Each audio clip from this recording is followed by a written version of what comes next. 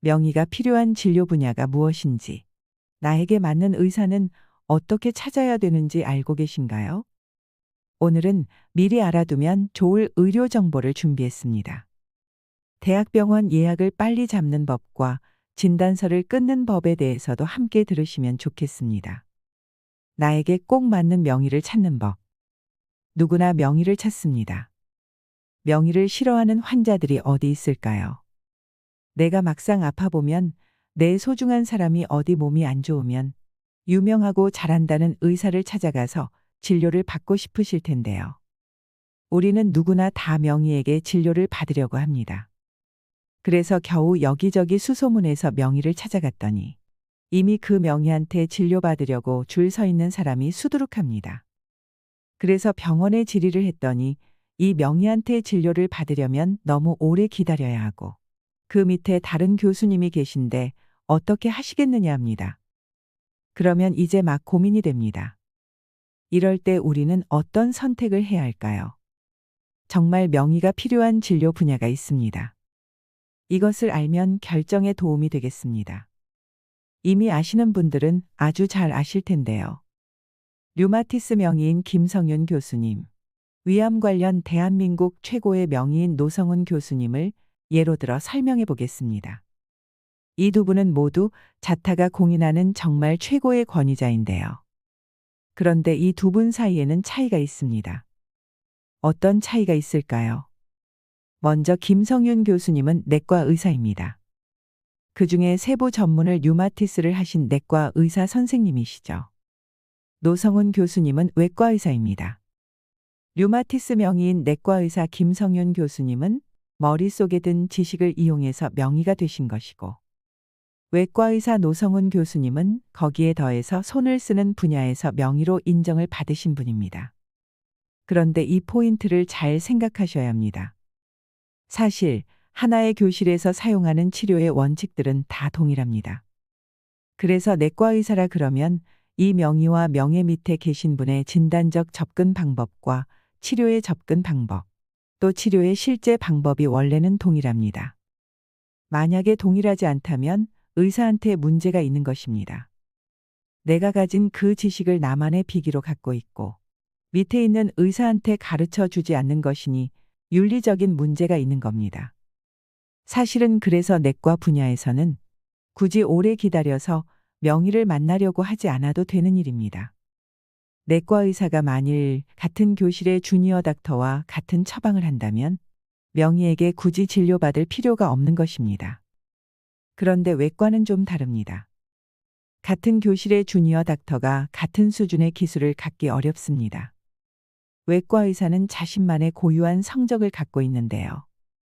외과는 명의가 수술을 하는 것과 밑에 있는 새끼 의사가 수술을 하는 것과는 그 성적이 크게 다를 수가 있습니다. 이럴 때는 명의를 만나는 게 꼭 필요합니다. 큰 틀에서 보면 내과적 치료보다 외과적 치료에 있어서 명의의 도움이 필요하다는 것입니다. 하지만 내과 의사 중에도 예외가 있습니다. 관상동맥 스텐트 시술의 기준을 다시 만든 세계적인 명의인 내과 의사이신 박승정 교수님을 예로 들 수 있는데요. 내과 의사지만 손기술이 필요한 분야입니다. 박승정 교수님은 좁아진 관상동맥 스텐트로 넓히는 시술 분야에서 아주 정말 유명한 분이십니다. 세계적인 석학이죠. 그런데 이분은 내과 의사인데 내과 의사면서도 손기술을 이용해서 관상동맥을 넓히는 그런 일을 하시기 때문에 명의와 새끼 의사가 성적이 확연히 다를 수밖에 없습니다. 이런 경우에는 내과적 문제여도 명의를 찾아야 하는 것입니다. 결론적으로 말씀드리면 어떤 손기술을 이용하지 않고 의학적 지식 또는 진단, 기술, 내과적으로 처방하는 분야에 대해서는 그렇게 명의를 고집할 필요가 없고 그 명의가 계신 교실에 있는 의료진들이라면 믿고 치료를 받으셔도 무방하다라는 말씀을 드리고 싶습니다. 반면에 손기술이 필요한 외과 분야 또는 내과 분야이면서도 박승정 교수님처럼 손을 사용해야 하는 이런 진료과는 명의를 만나는 것이 도움이 된다라고 정리해드리고 싶습니다. 다만 한 가지 생각하셔야 할 부분이 있습니다. 명의를 기다리는 데에는 득실을 잘 따져야 합니다. 명의를 만나려고 오래 기다리다가 병이 진행이 될 수 있기 때문입니다. 실제 명의는 결국 내 병을 고쳐주는 사람이 명의인 것입니다. 아무리 저기 의사가 정말 유명해도 내 병을 못 고쳐주면 명의가 아닌 것입니다. 저 명의를 만나려고 오래 기다리는 동안에 내 병은 계속 진행이 됩니다. 그래서 치료의 기회를 놓치게 되는 경우도 많습니다. 그러니 너무 명의에만 고집을 하실 필요가 없습니다. 의사들은 부탁을 정말 많이 받습니다. 특히 암진단이라면 더더욱 그렇습니다. 대부분 사람들이 병을 진단받으면 크게 불안해합니다. 매 시간마다 암세포들이 커져나가고 퍼진다고 생각하면서 큰 두려움을 갖게 됩니다. 그래서 빨리 진료를 받길 원하고 빨리 치료를 받길 원합니다. 주변의 모든 사람들을 다 동원해서 어떻게 하면 빨리 진료를 받을 수 있을까? 또 수술을 어떻게 하면 하루라도 앞당길 수 있을까 노심초사합니다. 그런데 중요한 것은 진료는 속도보다 정확성이 훨씬 더 중요하다는 것입니다. 빨리 받는 것보다 정확하게 받는 게 훨씬 더 좋습니다. 암 수술의 경우 여러 번 받는 게 아닙니다.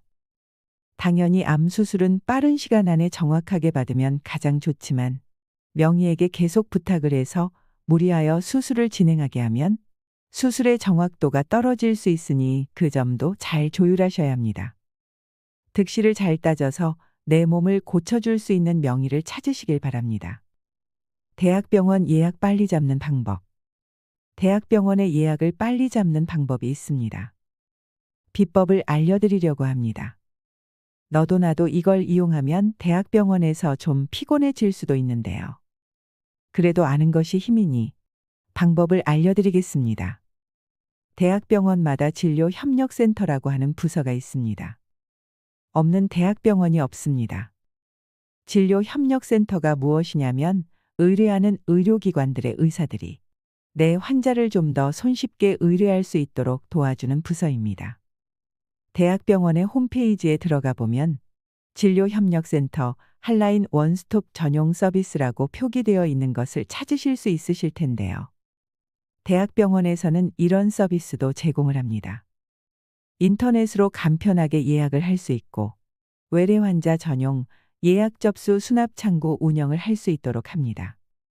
의사에게도 편의를 주고 또 환자에게도 편의를 주기 위해 필요한 것입니다. 이게 빠른 예약과 무슨 상관이 있느냐 하실 텐데요. 차이가 굉장히 큽니다. 모든 대학병원은 진료협력센터를 운영하고 있고 진료협력센터를 통해 의뢰가 들어온 환자의 예약에 대해서는 우선권을 주는 것입니다. 예를 들면 대학병원이 있는데 환자가 직접 전화를 해서 나 언제 진료를 보고 싶어요 그러면 한참을 기다려야 됩니다. 그런데 이 환자가 어느 의료기관을 통해서 의뢰를 하게 되면 조금만 기다리면 됩니다. 빨리 진료를 볼 수 있는 것입니다. 모든 대학병원은 진료 의뢰를 대단히 중시한다. 따라서 환자를 보내주는 의사와 의료기관을 우대한다. 모든 대학병원은 진료협력센터를 운영하고 있고 진료협력센터를 통해 의뢰가 들어오는 환자의 예약에 우선권을 준다. 이것을 꼭 기억하세요. 이건 사실 대학병원뿐만이 아닙니다. 일반 병원도 패스트 트랙 서비스를 제공하는 경우가 많습니다. 그냥 예약하면 오래 기다리게 되지만 의사 선생님이 이러한 환자를 의뢰하려고 합니다. 연락을 하면 무조건 예약을 빨리 잡아주게 됩니다.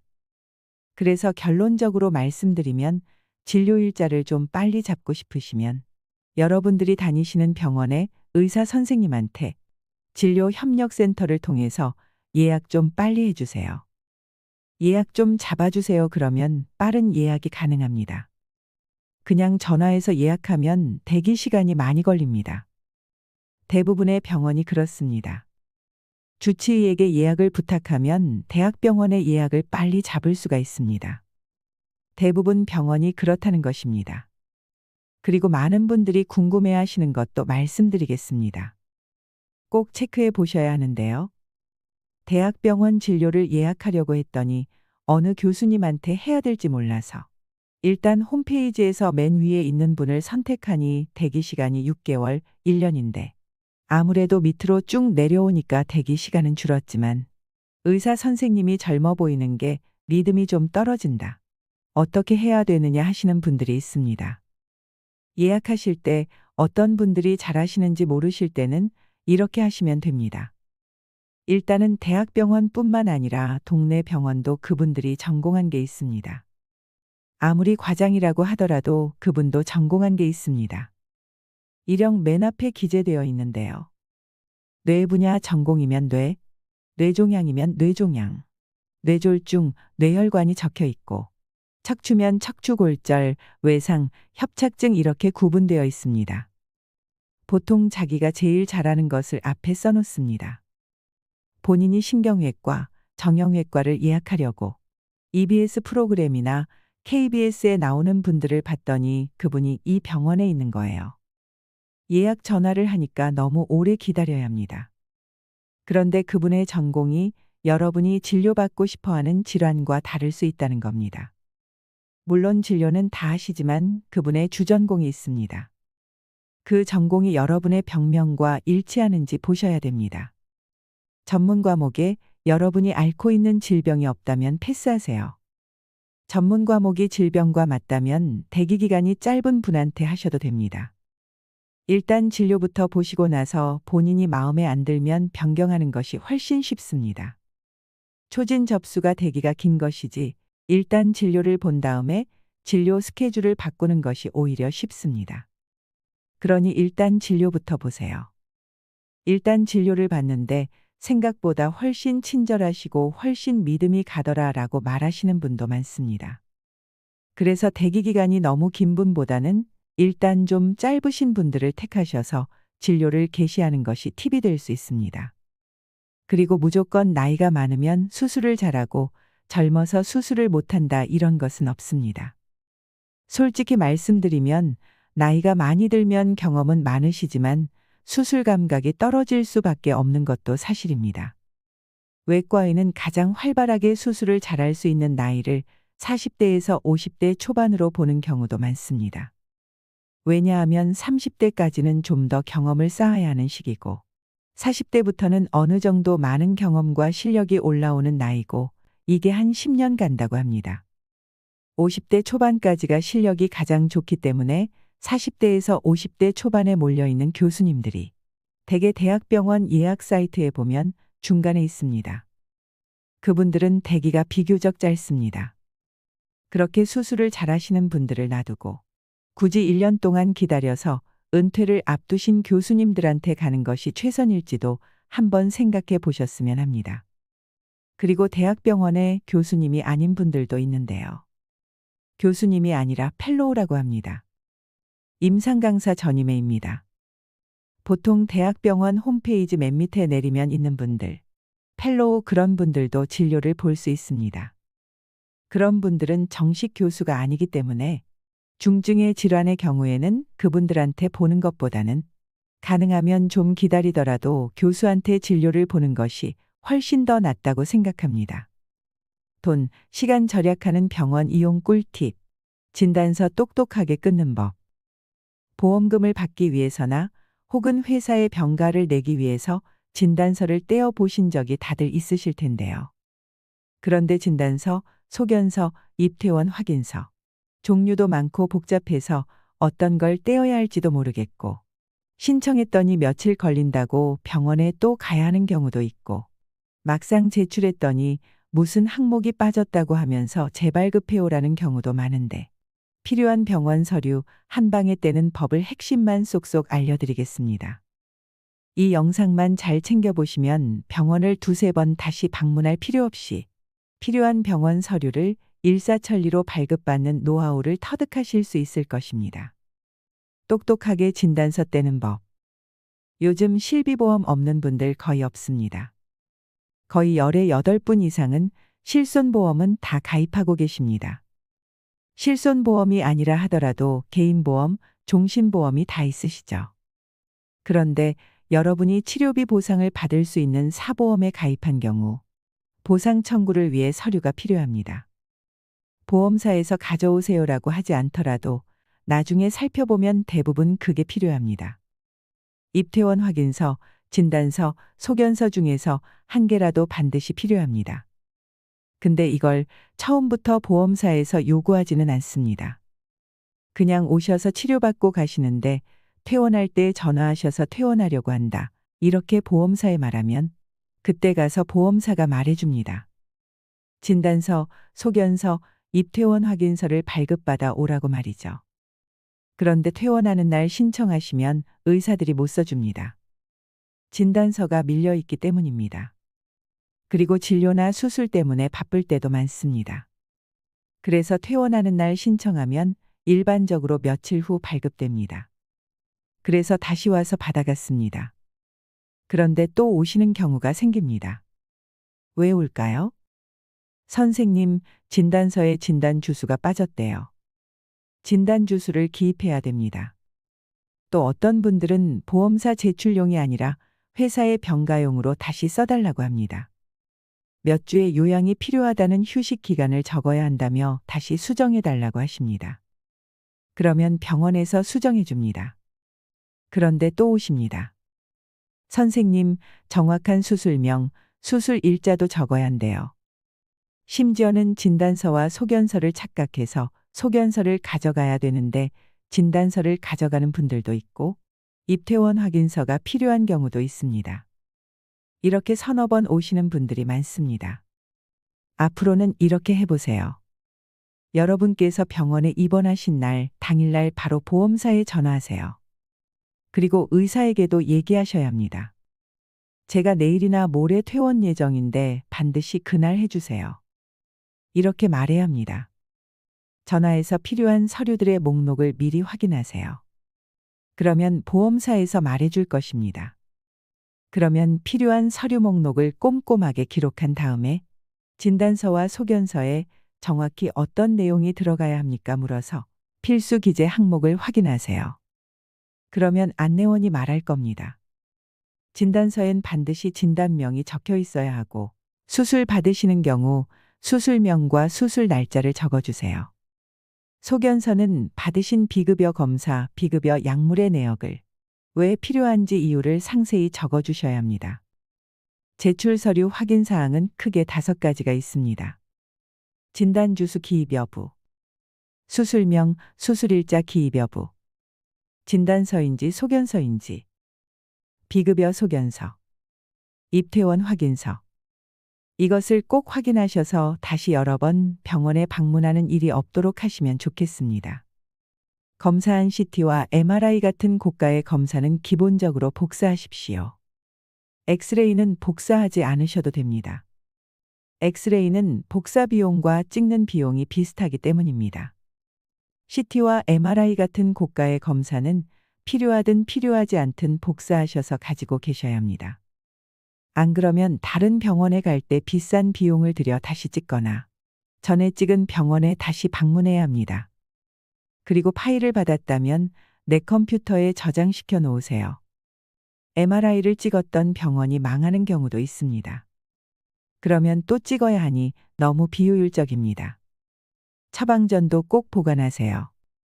약을 먹고 있는데 다른 병원에 갔더니 혹시 복용 중인 약이 있으신가요? 묻습니다. 하지만 그렇게 물어도 환자들이 잘 모릅니다. 진통제라고 해도 종류가 정말 많습니다.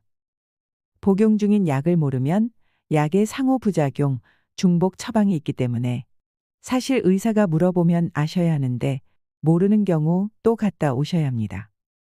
물론 요즘은 의약품 안전 사용 서비스라고 해서 이 사람이 현재 복용하고 있는 약에 대한 정보가 뜨기 때문에 요즘 그런 경우는 흔치 않습니다. 하지만 복용하는 약이 있다면 의사에게 항상 한 번 더 확인 받으시는 게 좋습니다. 여러분이 복용하시는 약의 성분과 용량은 여러분이 정확하게 알고 있어야 됩니다. 처방전은 원래 환자 보관용도 줘야 합니다. 약국 제출용과 환자 보관용 처방전, 이렇게 임의 발급이 원칙입니다. 발급받으면 스마트폰으로 사진을 찍어서 보관해 두세요. 그러면 필요할 때 언제든 찾을 수 있습니다. 오늘 영상이 도움이 되셨다면 주위의 소중한 분들께 공유해 주세요. 이상으로 시니어를 위한 모든 것, 시니어 연구소였습니다.